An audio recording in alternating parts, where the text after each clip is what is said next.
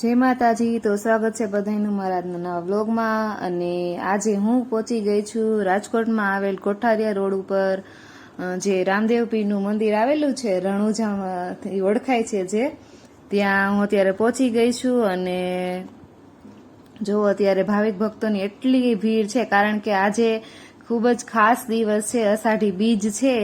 એટલે જો કે બીજ તો દર મહિને આવતી જ હોય, પણ જે આ આખા વર્ષની સૌથી મહત્વની મુખ્ય બીજ માનવામાં આવે છે। અને રામદેવ પીરના જે ભાવિક ભક્તો હોય, જો ખૂબ જ મોટી સંખ્યામાં પહોંચી ગયા છે દર્શન કરવા માટે। આપણે શું કહેવાય, કોઠારિયા રોડ પર આવેલું છે રણુજા મંદિર, ત્યાં, અને ખૂબ જ મોટી જગ્યામાં મંદિર આવેલું છે। અને જો તમે નાના બાળકોથી લઈને યુવાન, વૃદ્ધ, બધા જ લોકો અત્યારે પહોંચી ગયા છે દર્શન કરવા માટે। ખૂબ જ મોટી સંખ્યામાં ભાવિક ભક્તો આવી ગયા છે। અને અત્યારે જો તમે માણસોનો આમ મેળો જમ્યો હોય ને એવું અત્યારે વાતાવરણ થઈ ગયું છે। અને આજે આપણને સામે દેખાય તે મેઇન મંદિર છે રામદેવ પીરનું। અને હવે આ બાજુ પેલા તો અંદર આપણે પછી જઈશું, પેલા અહીંયા નાનું એવું એક મંદિર છે, એના જે એક મહારાજ છે મહંત રામદાસજી મહારાજ, એનું સ્મૃતિ મંદિર અહીંયા બનાવેલું છે એની યાદમાં। જો તમે સરસ મંદિર છે આ પણ।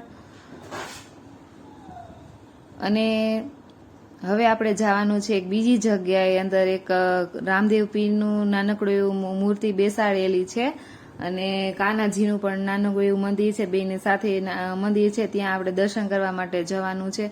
ત્યાં પણ જો તમે લાંબી લાઈન થઈ ગઈ છે દર્શન કરવા માટે। જનરલી આજે જ એક ખાસ દિવસ છે કે અહીંયા દર્શન કરવા માટે બહુ મોટી ભીડ હોય છે, નહીં તો જનરલી આપણે નિરાતે આરામથી દર્શન કરી શકીએ, પણ આજે ખૂબ જ ભીડ છે। અને જો અહીંયા સરસ મજાની રામદેવ પીરની મૂર્તિ છે।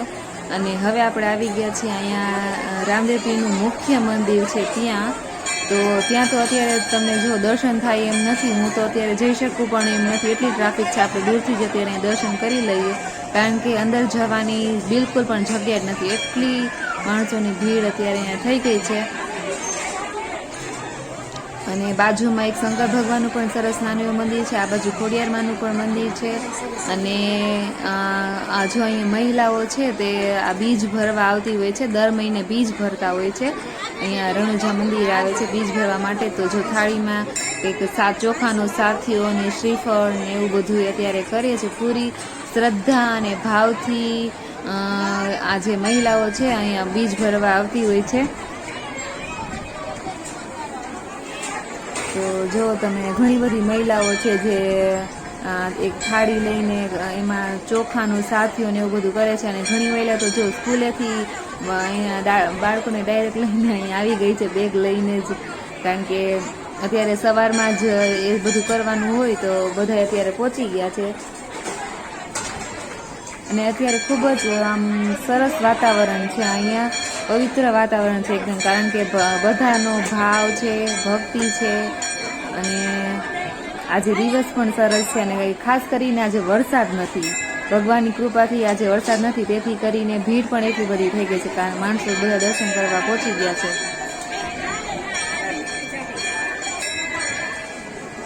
અને ખૂબ જ મોટી જગ્યામાં મંદિર આવેલું છે, જેથી કરીને માણસો આરામથી આમ જે આ જે લેડીઝ છે એ બધું પોતાનું, જો અમુક તો ઘઉંના સાથિયા પણ કરે છે, જો પેલા કંકુનો સાથિયો કરે છે, પણ પછી એની ઉપર ચોખા અથવા તો ઘઉંના સાથિયા કરીને એની બીજ છે એ ભરવા આવ્યા છે। અહીંયા જે બધી મહિલાઓ છે એ પોતાના નાના નાના બાળકોને લઈને આવ્યા છે। વાતાવરણ આજે ખૂબ જ સરસ થઈ ગયું છે, વાદળા છે, અને પવન પણ એટલો સરસ આવે છે, અને વરસાદ નથી, એ ખૂબ જ સારું છે આજે।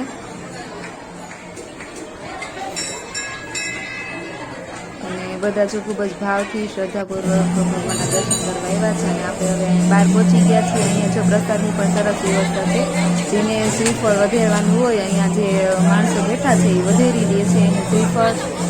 અને આ બાજુ જે બીજી બાજુ ટૂંકમાં બે જગ્યાએ અલગ અલગ વ્યવસ્થા કરવામાં આવી છે શ્રીફળની। અને એમાં જો નાળિયેરનું પાણી નીકળે એના પણ મોટા તપેલા રાખ્યા છે, અને એમાં ઉપર કપડું ઢાંકી દીધું છે, જેથી કરીને પાણીથી એકદમ ગળાઈ જાય અને ચોખ્ખું પાણી પ્રસાદી આપવામાં આવે। અને આ બાજુ જેને હાથે શ્રીફળ વધેરવું હોય એના માટે પણ પણ અલગ વ્યવસ્થા કરવામાં આવી છે, તો એ પણ પોતાની હાથે શ્રીફળ વધેરી શકે.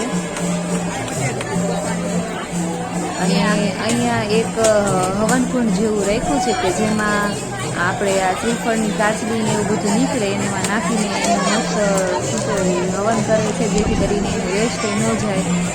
અને ધુમાડો જો કેવો થયો છે અત્યારે, પોતા ધુમાડો નીકળે છે અને બધા અત્યારે ધૂપ લે છે.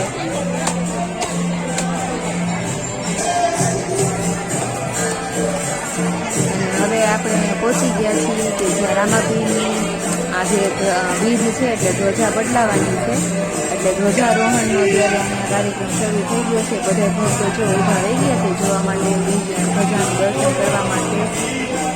તો અત્યારે જે ભાઈ છે અને ટાવર જેવું છે એની ઉપર ચડી ગયા છે અને ધ્વજાનું રોહણ થઈ ગયું છે. સરસ મજાની નવી ધ્વજા રામાપીરની છે અને પ્રસાદ ઉપરથી નાખે છે ધ્વજામાં જે રાખેલો હોય. બધા ભક્તો છે ધ્વજાને દર્શન કરે છે. ખૂબ જ મોટી સંખ્યામાં માણસો આવી ગયા છે અને પોતાનું બધું પાડે છે અત્યારે.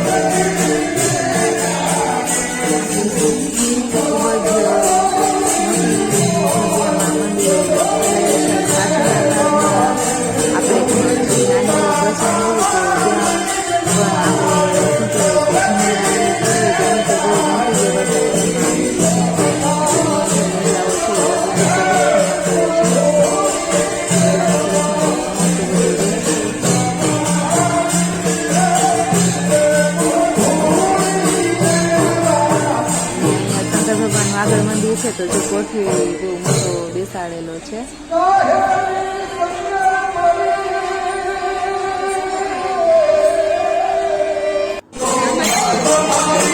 આગળ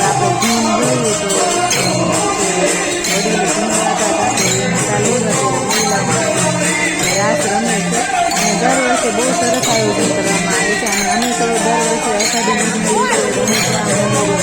જાય છીએ અનુદેવજીના દર્શન કરવા માટે. અને રાતે રમ્યું છે, કારણ કે એ લોકો એટલી સરસ ગાતા હોય ને કે આપણને ન રમીએ ને તો રમવામાં નથી. અંદરથી ને કામ તો બહુ સરસ ગાય છે. જૂની જૂની બધી મહિલાઓ છે આપણી જે પ્રાચીન રીતથી આપણે પેલા દાંડિયા છે ને દાંડિયા રમતા એવી રીતે જો રમીને દાંડિયા લેવા. અને દાંડિયાની પણ વ્યવસ્થા હોય છે ને, દાંડિયાથી રમવું હોય દાંડિયા પણ